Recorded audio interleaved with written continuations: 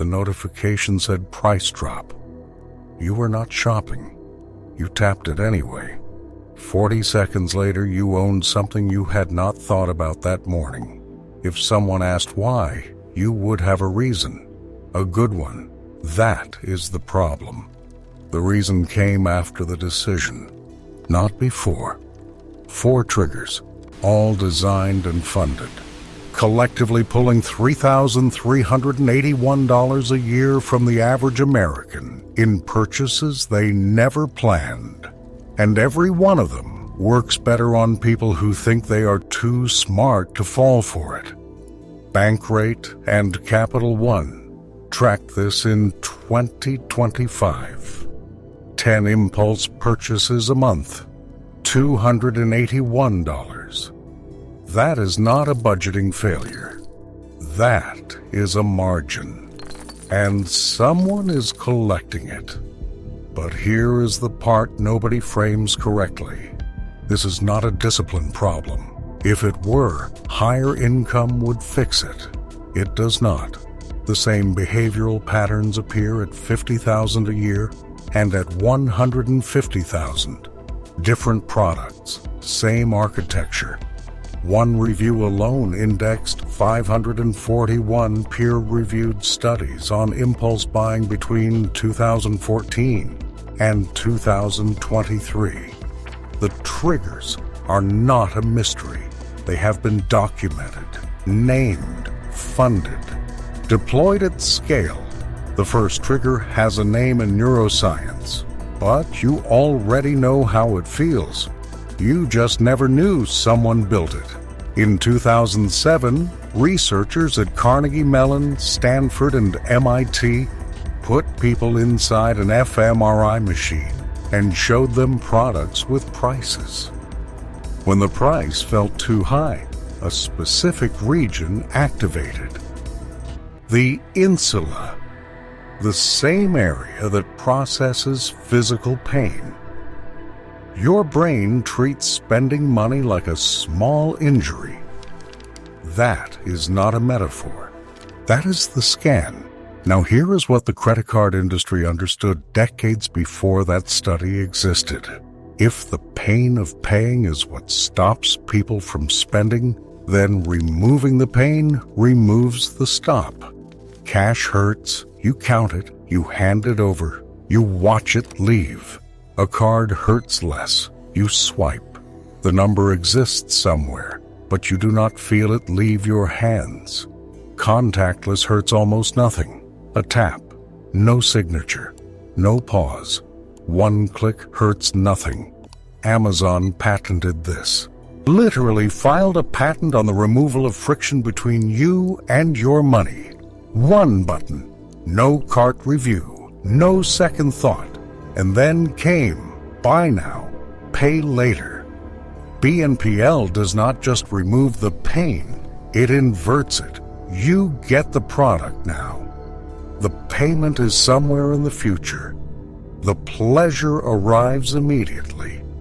The cost is abstract. Your brain does not register abstract costs as real losses. The Journal of Marketing confirmed this in 2025.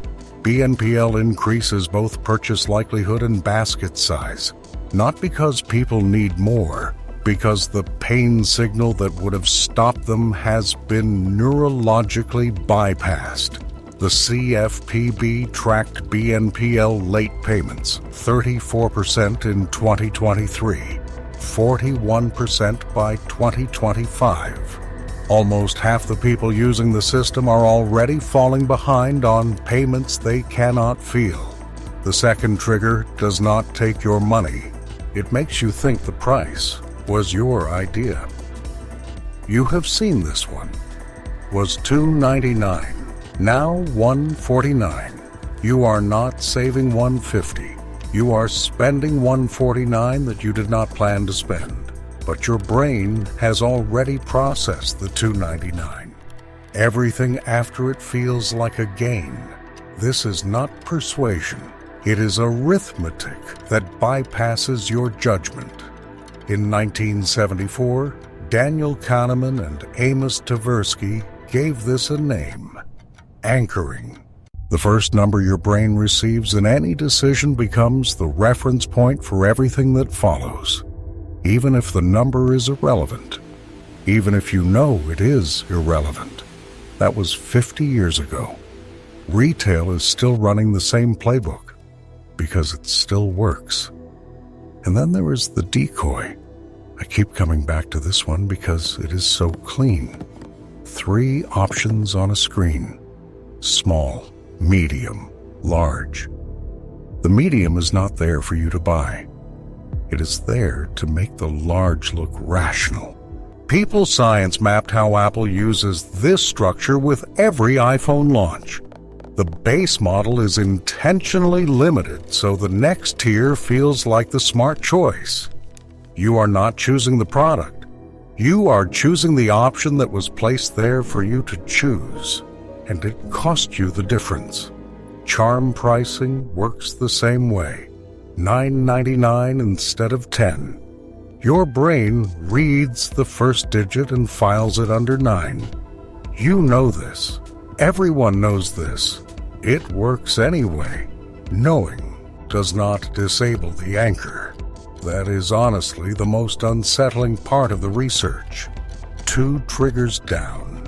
One removes the pain. The other rigs the number.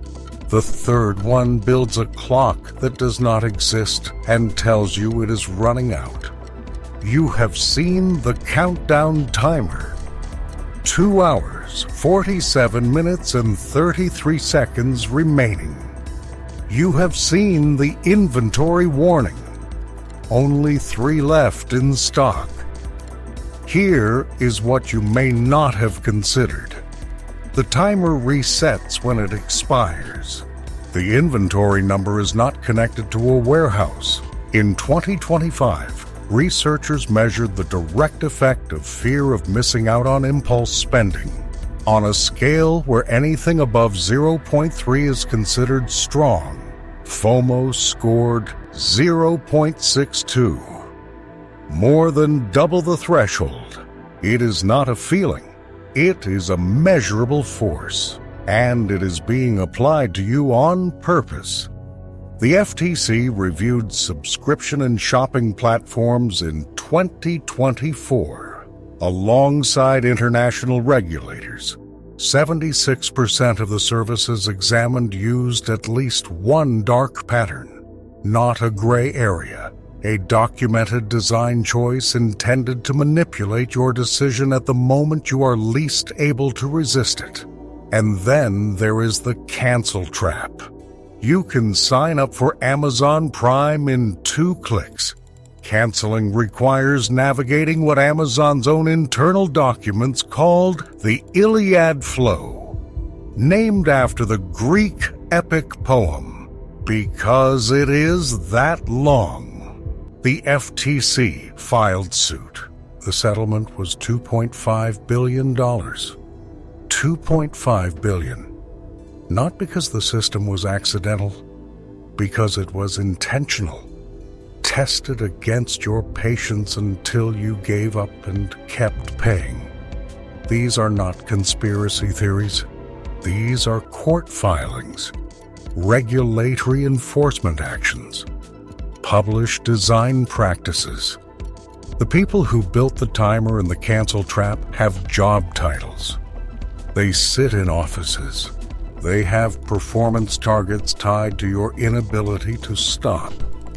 I want to be careful here because this can sound paranoid. It is not. Everything I just described is publicly documented. The difference between paranoia and awareness is a source. 3 triggers, all external, all engineered. But the 4th one is different. The 4th trigger is already inside your brain, and it is the reason the other 3 work at all. Your brain does not release dopamine when you receive a reward. It releases dopamine when you anticipate one. The package arriving at your door is not the peak. The peak was the moment you clicked buy. The unboxing is already a come-down. This is why online shopping feels so good, and the product so often does not. Neuroscience has mapped this. The dopamine system does not respond to certainty. It responds to possibility. Variable rewards. The same mechanism behind slot machines. You do not know when the next flash sale notification will arrive. You do not know what the deal will be. That uncertainty is the drug. Shopping apps understood this. Notifications for price drops, mystery offers, limited time bundles that change every session. Every interaction is a pull of the lever. And a 2025 neuroanatomical review found that compulsive buyers show the same brain region malfunction as people with substance addictions. The same circuitry, the same impairment in executive function. Different substance, same loop. And if that sounds extreme, consider that the clinical criteria for behavioral addiction now include compulsive buying disorder. This is not a metaphor anymore. It has a diagnostic code. None of this is your fault. I need you to actually hear that. None of this is your fault. You are not undisciplined. You are not bad with money. You are operating inside a system that was built by teams with billion-dollar budgets to produce exactly the behavior you are producing. $3,381 a year. That is not your weakness. That is their return on investment. And it compounds. Researchers at Harvard and Princeton published a study in Science showing that financial stress alone reduces your functional cognitive performance by 10 to 13 IQ points. The triggers create spending. Spending creates stress. Stress weakens resistance, and the cycle continues. You have the names now. 4 triggers, 4 mechanisms. The question is whether that changes anything. It does. And here is the evidence. Once you can name a trigger, it loses traction. Not all of it, but enough. The moment you recognize the mechanism operating on you, a gap opens between the trigger and your response. That gap is where decisions live. So here are 3 moves, not suggestions, structural counters to the 4 mechanisms you just watched. First, reinstall the pain. Remove your card from every app, every stored payment, every one-click setting. The next time you want to buy something, type the 16 digits manually. That friction is not inconvenience. It is the 5-second window your brain needs to feel the cost before you commit. The industry spent billions removing that window. You can put it back in 60 seconds. Second, ignore the first number. The original price does not exist. It never did. It was manufactured to make the current price feel like a gain. The only question that matters is this: would I be searching for this product if I had never seen the ad? If the answer is no, the anchor is doing the work, not you. Third, disconnect the clock. If the offer expires, the offer was not for you. It was for your anxiety. Real value does not require a countdown. Real scarcity does not need a notification. The notification said price drop. You were not shopping, and now you know why you tapped it anyway.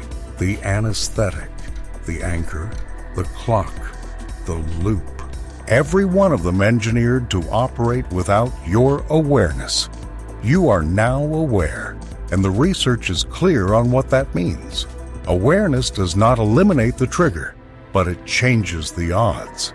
And in a system built to run on your autopilot, changing the odds is the first real intervention. If this reframed how you see your own spending, the video linked above goes deeper into the payment architecture that keeps average earners in debt. Most people who watch that one say the same thing. That was the piece they were missing.